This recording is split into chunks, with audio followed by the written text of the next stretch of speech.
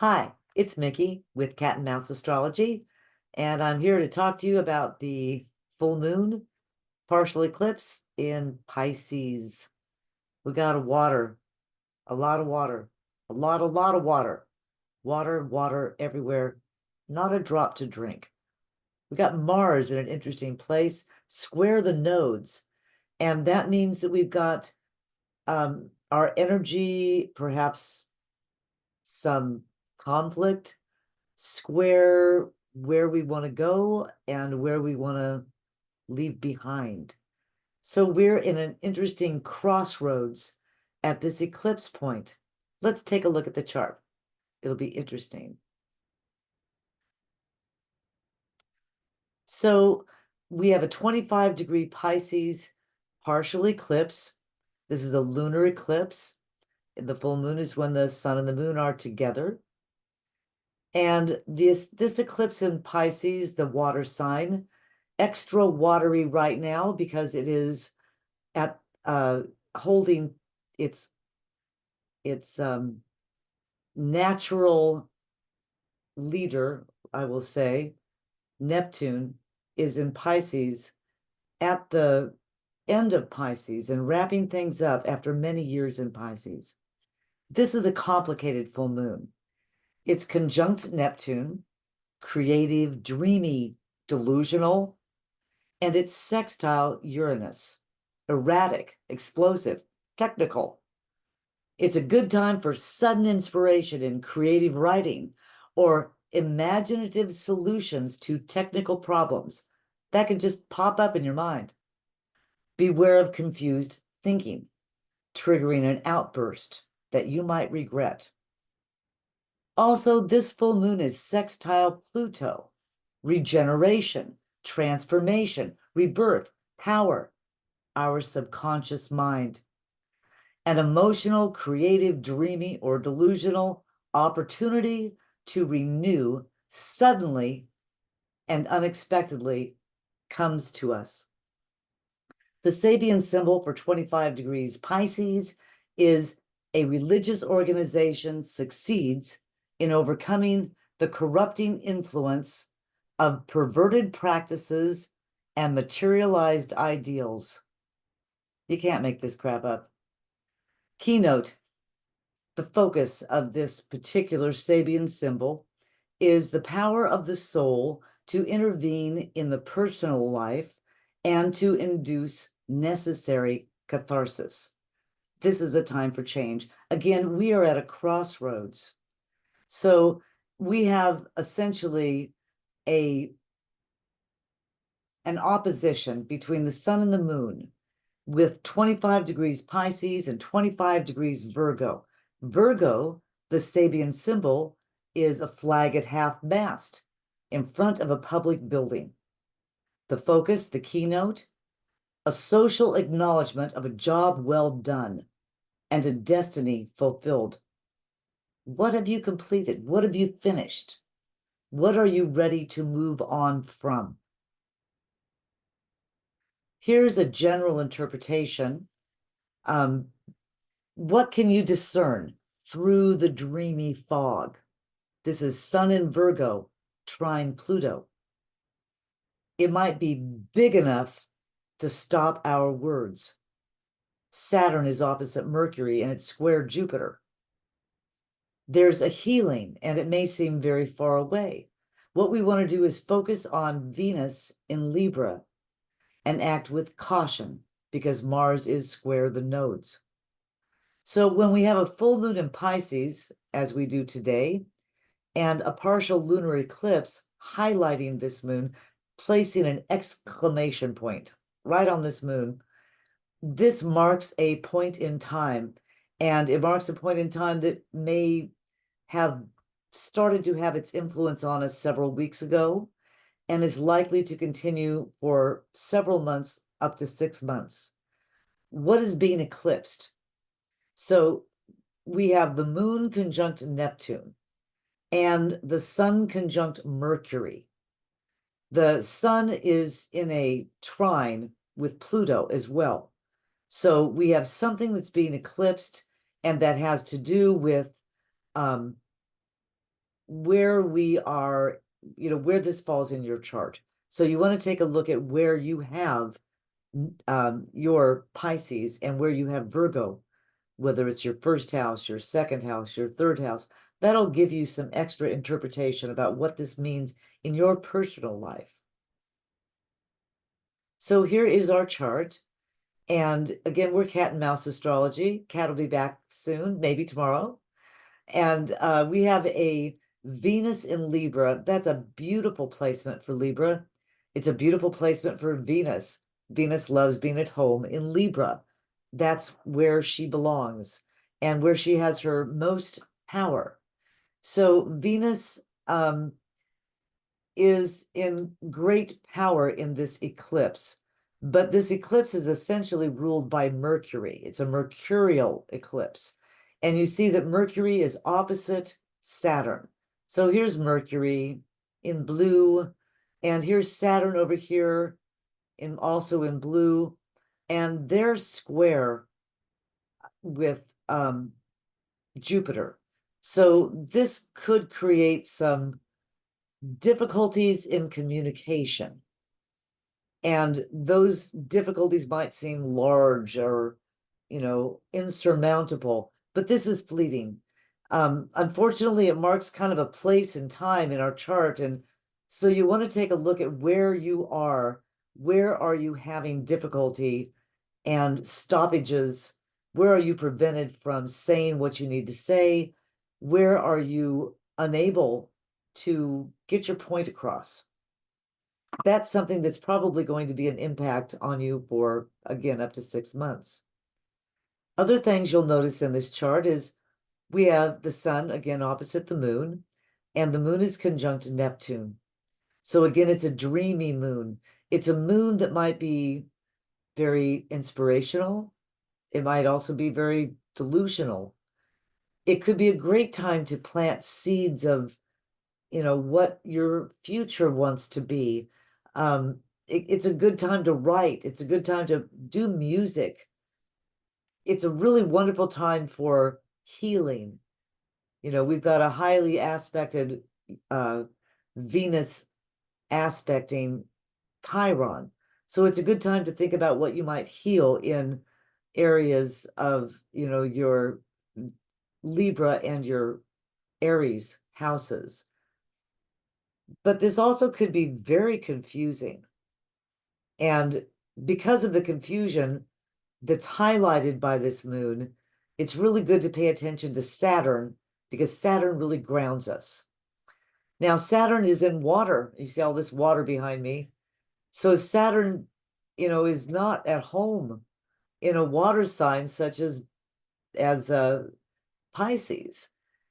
Saturn with the ruler of Pisces, Neptune, Saturn is really kind of doing its best to swim the front stroke, do the crawl, and make it on through. But it's retrograde. Saturn is having to go back over things that it's already done before. So a good thing to look at here is, where is Pisces for you? What house does that represent? Because wherever Pisces is, that's where you're going to be doing something over again, or at least structuring something over again. And this is something you're going to be talking about, and you might make a big deal out of it. So it could be something that's influential. And this particular T-square between Saturn, Jupiter, and Mercury, again, has a long-term influence. But there are positive things influencing this full moon in Pisces. Well, we've got Venus in Libra, trine Jupiter, also opposite Chiron. Venus is in all of her glory in Libra. The value and beauty of Venus is assisted by the benefits offered by Jupiter. So this is time to expand something. But Venus opposing the wounded healer calls for some caution. So as you expand, beware that, healing and balance are not yet accomplished. and they may require still some love and beauty offered by Venus to reach your absolute goals. So consider that. Mars is waiting in water in Cancer. Mars, like Saturn, is not comfortable in the water signs. Mars is mama bear in Cancer. In Cancer, Mars may be reacting to the home, feeling protective, feeling a need to keep things close to hearth, care for children, care for loved ones. It's a defending area for Mars to be in. So your Cancer house is going to be energized, but be cautious in acting with any kind of haste, especially with what we've seen with Saturn here. With Mars square the moon's nodes, your actions may be karmic. So take a second thought before you actually take action. Here's our squares. We have the node square Mars. Sun and the moon is square Jupiter. Saturn is opposite Mercury and square Jupiter. So what does this mean? Well, Mercury, that's love and beauty is for Venus. Mercury is mercurial. It's our thinking. It's our darting of the thoughts. Mercury is the psychopomp. Mercury can dive deep into our subconscious and come back out into our higher levels and help communicate what we've thought about in the deep to the world. Mercury is commerce. Mercury is mercurial. It's now in Virgo, where it is at home, where it is most powerful. And it's in opposition to Saturn in Pisces. Saturn is not at home, so Mercury rules. Mercury has the upper hand. And with Jupiter involved in this could actually bring good fortune. This could be a good event. So we have illumination, culmination, and the end of a phase. With an eclipse, this heralds a letting go period, a time that can last up to 6 months. With these nodes of the moon square Mars, this activity is energized. Mars brings energy and passion to your Cancer house, but it's being squeezed between your desire to let go, that's the nodal south node of the moon, and your desire to move forward and actualize yourself. That's the nodal north node of the moon. So Mars is traditionally a malefic planet. There's a benefic planet involved, Jupiter, and it's being squeezed, as we said. So really, you want to take a look at this. Mercury is fast moving. So try to be cautious in the actions you take so that the actions you take can actually bring you good fortune and expansion and growth and, make the things larger that you want to be larger and not the things larger that maybe you don't want to be larger. There's some squares here. We've got a square again, or an opposition, as it falls between Mercury and Saturn, and of course, Sun and the Moon, and then between the nodes and Mars. But we have a lot of trines. So there's beauty. There's a great amount of beauty in this particular eclipse. I think it's definitely a heralding eclipse, an eclipse that can let us know something good is coming.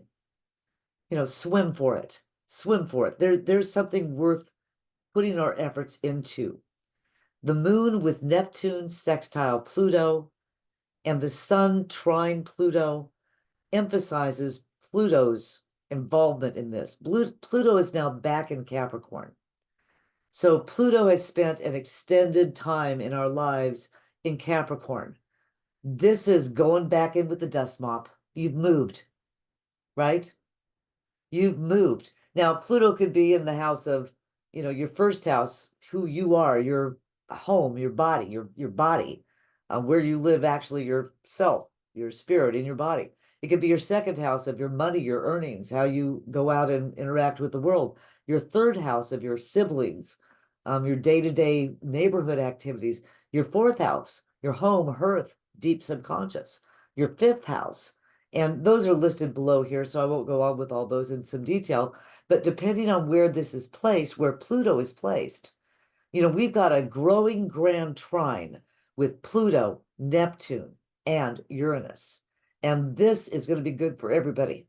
This is going to lift the lid off of all this heavy energy that we've been feeling for quite some time.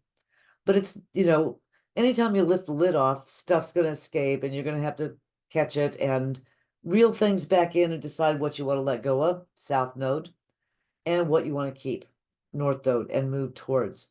So this is a big change. It's a big change coming, but there's a lot of positive in this change and a lot to work with. So with Moon conjunct Neptune and sextile Uranus, the change that's coming, that could come fast, is good. This is something you're going to be glad for. This is something that is that's rooted, that's deep, and maybe you've wanted for a very long time. So align with these trines. Here's Pluto, here's Neptune, here's Uranus. Here we are in a minor trine. We are at this Uranus eclipse. If you can imagine, there's a kite, there's an end to this that comes out this way, and you want to shoot your arrow towards this 28-degree Neptune. It's going to be at this place a long time. And this 28th, 29th degree of Neptune, as well as the 28th, 29th degree of Capricorn, and the later degrees, 27 through 29 degrees of Taurus, these are the houses, these are the placements of great change, great positive change for all of us collectively and for us individually in our lives. The kite, to me, symbolizes flight. What direction is the kite going to fly in? Where are our hopes best buoyed? Where are they likely to head towards? And they're likely to head towards Neptune. So there's two kites, and we'll get into these when Kat comes in to the program next. We'll talk about this in more detail, but there's a main kite here with Neptune, and that's anchored in this minor trine with Uranus and Pluto, and then majorly here in Libra, or sorry, later degrees of Virgo. So I'm going to end our share here. There's a lot of beautiful stuff in this full moon Piscean eclipse. Go ahead, jump in the water, get your feet wet, be willing to swim towards your ideals. There is hope, there is change, and it may come more quickly and more beneficially than you ever expected. Have a wonderful full moon, and we will see you next time.